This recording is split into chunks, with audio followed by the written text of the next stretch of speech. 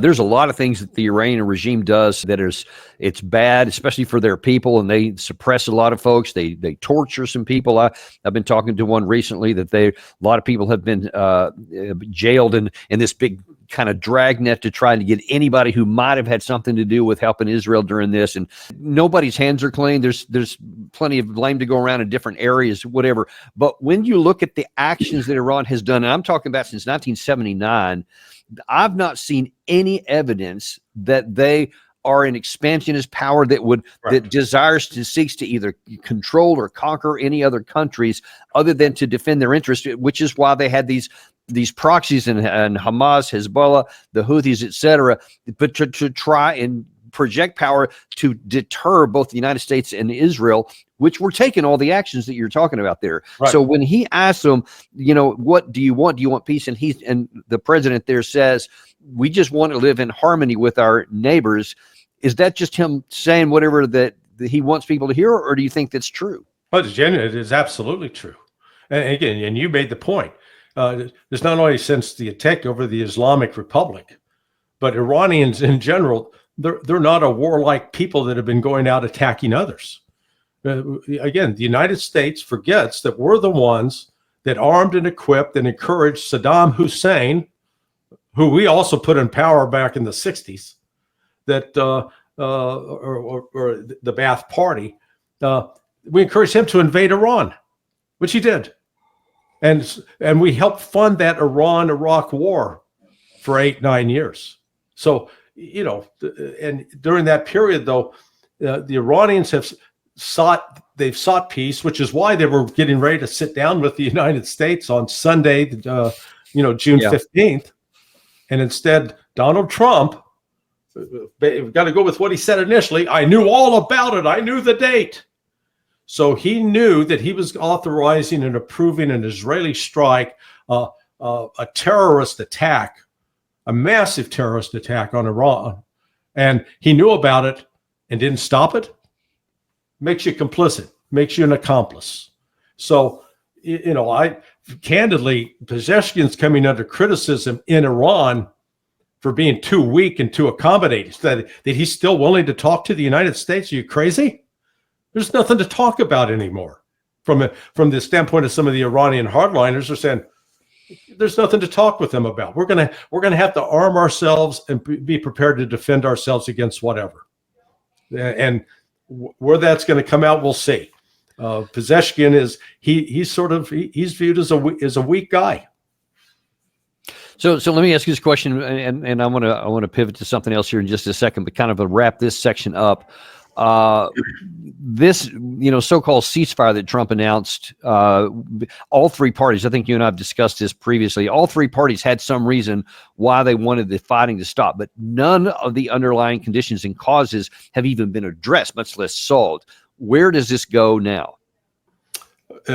You mean between Israel, Iran, and the United States? Yeah, and you can throw Gaza in there if you want. I do not rule out the possibility of a false flag being carried out to be blamed on Iran to justify a renewed attack. But the problem here is, what are we going to do?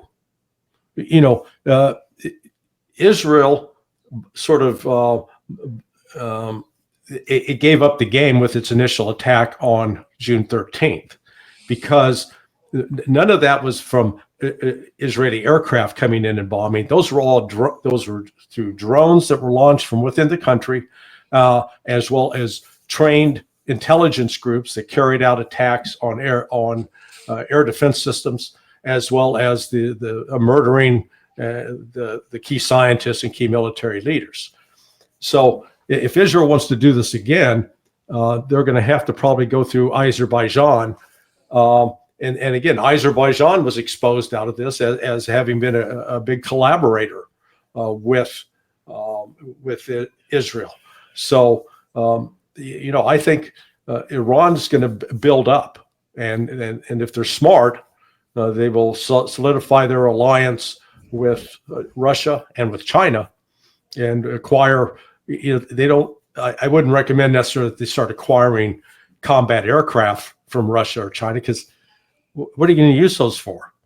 They've got sufficient defense capabilities By the way, on that point there, I wonder your thought on this one. One of the questions that Tucker asked the president of Iran was, he said, if the war restarts, would you get help from China and Russia? And I thought his answer was interesting, because he didn't answer it. He instead said, we don't want to start a war, we want peace and all this kind of stuff, but did not even address China, Russia. Why do you suppose that was?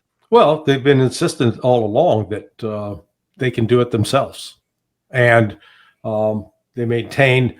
They turned down a defense pact with Russia previously. And why was that too? Because I actually didn't realize that they had turned it down until just recently.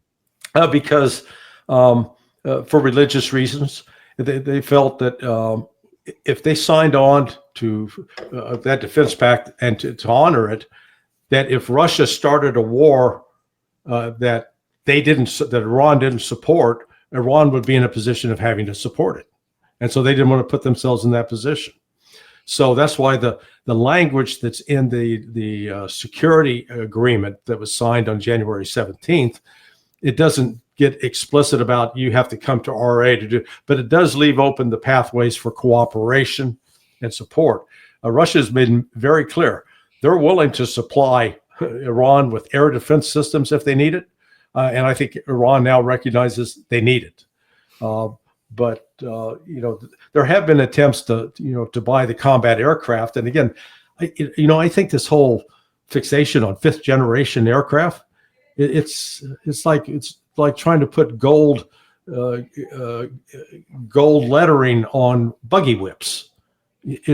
The buggy whips are great when you're driving horses, but we're in the era of automobiles, and we're now in the era of remotely piloted aircraft. Yeah. Those are drones, but you can do those at combat aircraft. And it is if you got limited resources, where are you going to spend the money? I'd spend it on air defense. Right. And you saw the other day that the Russians, they shot down 15 Storm Shadows with their S-500 system. So it was, you had 15 incoming missiles, took them all out. So, Russia has sort of, they're the leaders in this area, and Iran would be well advised to seek their assistance. Yeah, and in fact, speaking of that, Gary, were we able to get that other soundbite loaded up there? The one I just sent you a note on. I don't know if you saw that or not. In the last amount of time we have here, if you don't have it, Gary, we'll just roll without it. I'm disappointed, frankly, that President Putin hasn't stopped. I'm not happy about it either. Yeah. On Ukraine, Mr. President, are you planning to send more weapons to Ukraine? We're going to send some more weapons. We have to. They have to be able to defend themselves. They're getting hit very hard now. They're getting hit very hard. We're going to have to send more weapons. Yeah, defensive weapons primarily, but they're getting hit very, very hard. So many people are dying in that mess. So just a week ago, we announced that an internal audit and analysis within the Pentagon had revealed that our stockpile of interceptor missiles specifically was getting too low. So we had to stop and suspend what we were going to send to Ukraine. That had a big outcry, but the Pentagon came out and defended it and said, nope, that's the right call. This is what America First looks like, Ambassador Whitaker said. And then last night, Trump says, yeah, forget about all that. Okay, we're going to give them something. Why did he do that, and is it going to make any difference? No, it'll make no difference militarily for Ukraine, but it's probably going to make a difference with Russia, because they're going to, call into question Trump's reliability as a negotiating partner. I mean, frankly, I can't see how the Russians can look at Trump and say, they've got some of them got to be saying the guy's crazy. He's not trustworthy. He is all over the map. He says one thing after the other. They just asked him before I got on your show today. I was watching his, cabinet meeting, and in that cabinet meeting, someone asked him, said, "Well, why?" The very question, "Why did you cut it off last week? Who made that decision?" And he wouldn't say who made the decision. He just, this is the decision now. This is the new reality. But it gets back. It does not solve the production problem that the United States has. like with Patriot missiles. Lockheed Martin produces 550 a year. At least that was the last number that I saw published. Well, when you're using up, say, 200 in one day against an incoming, when Russia's firing 500 drones and missiles, or 500 plus, and if you go on the assumption that each one of those has to be attacked by 2 Patriot missiles, right away you've done 2 years worth of Patriot missiles in just one attack.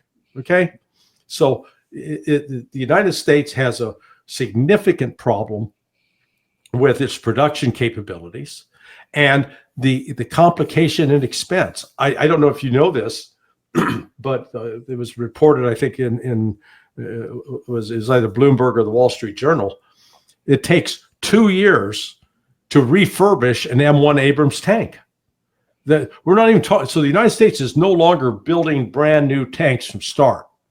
It takes, but to refurbish and get them ready for modern combat, they take old ones and spruce them up, but it takes them 2 years.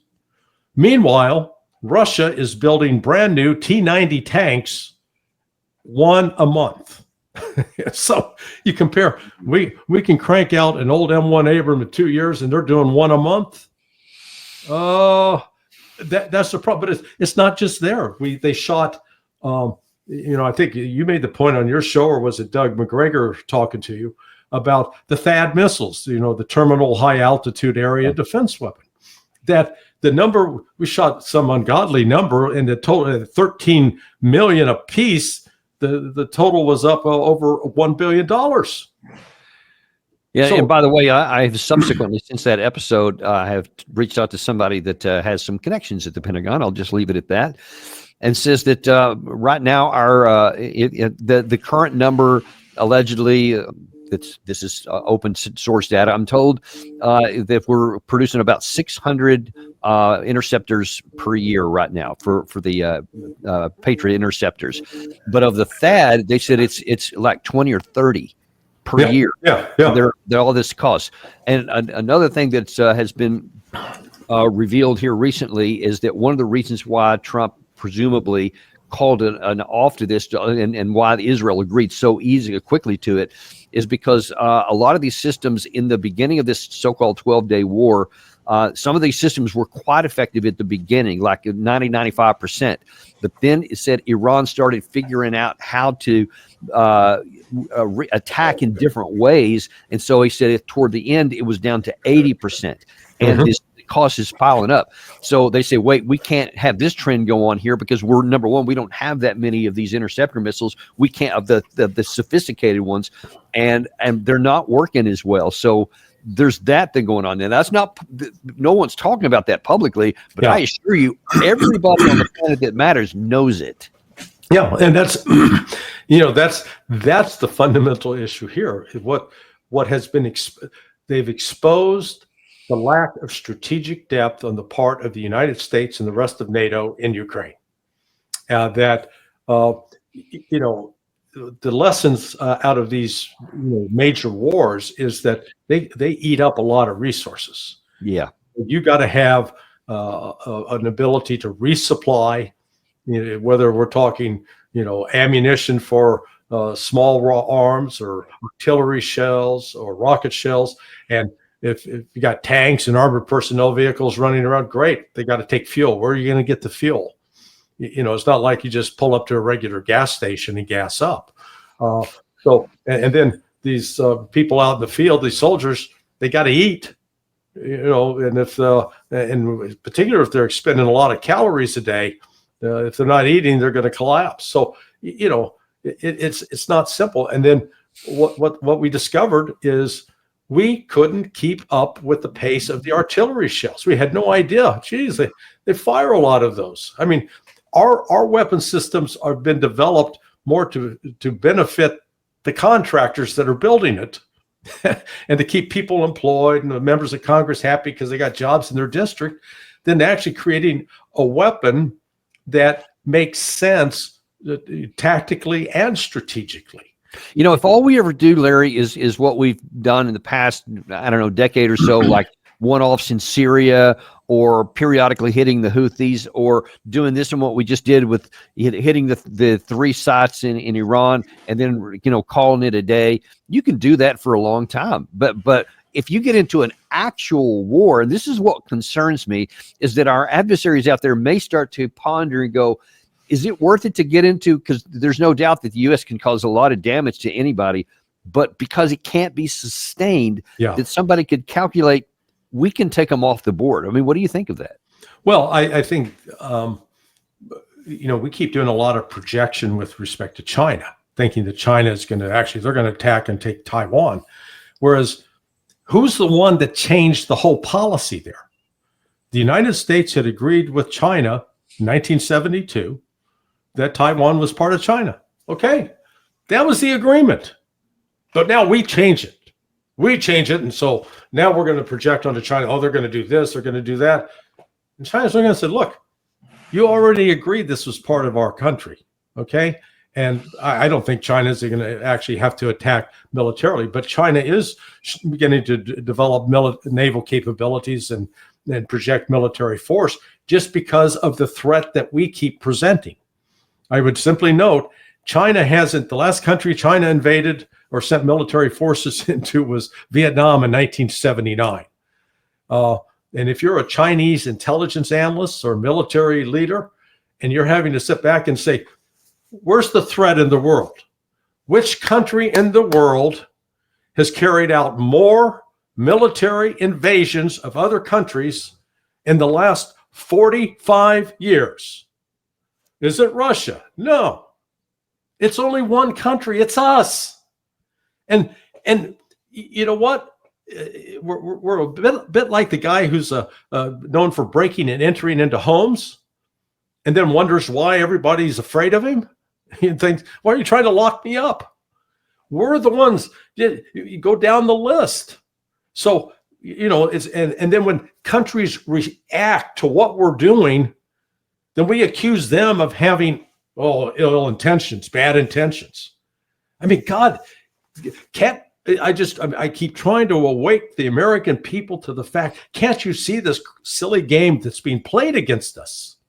It's always about, hey, there's that enemy over there. There's that enemy over there. There's that enemy over there. Hey, meanwhile, our cities have turned into trash dumps. I saw a TikTok the other day of this Philadelphia Eagles fan pointing out all this trash on the street. He was retching.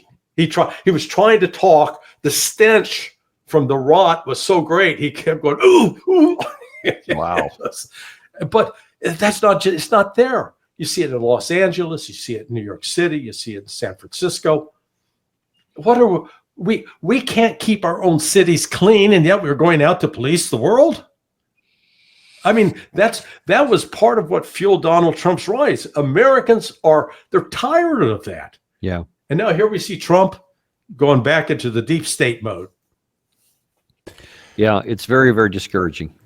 Danny, I have some sound bites from the cabinet meeting that Larry was talking about just a little while ago. And this is the one moment in the meeting where Larry, that you had mentioned, where Trump said he didn't know who actually was halting the weapons to Ukraine. Not treating human beings right. It's killing too many people.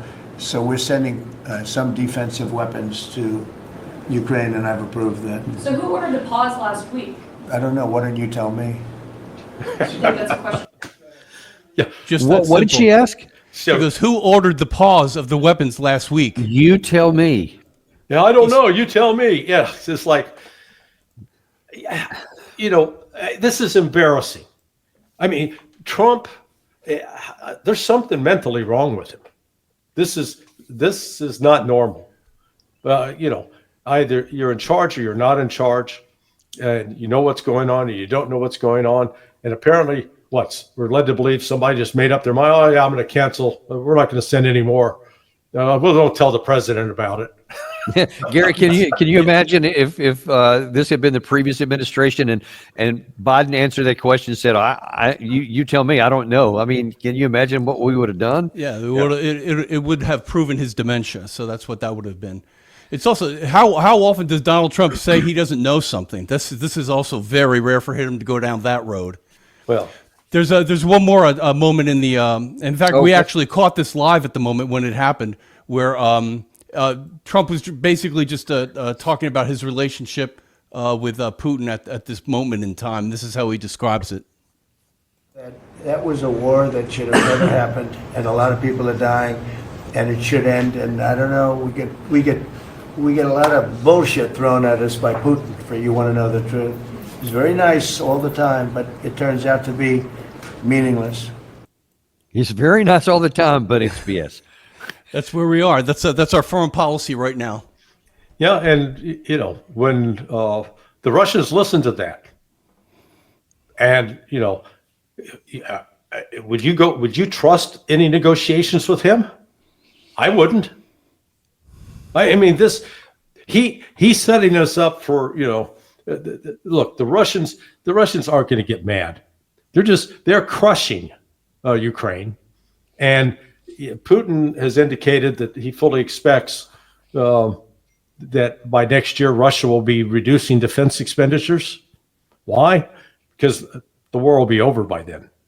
And NATO with all of its threats and all of its noise, they can't do anything. They have no military force, no sustainable military force. So it's unfortunate that we got someone like Trump in the position that he is now. And I say that as someone who voted for him. So I've got to take responsibility for that.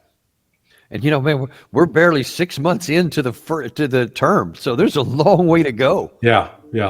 This is his behavior is alarming. Because he's so cavalier about using force and not even thinking through, his moves. He says, if I do this, what are the likely reactions or consequences? Well, I mean, let's just look at this one right here at hand. By reversing the pause put a week ago, which according to Ambassador Whitaker, to Sean Parnell, and allegedly also to Bridge Colby, it was because of an analysis that was done that said our stockpiles are too low and we can't afford to give any more down because this is what America First looks like, they said. Yeah. And now America First doesn't look like that anymore a week later. Yeah. So what is it? Yeah. There's no thought. Again, Trump's a golfer. He's not a chess player.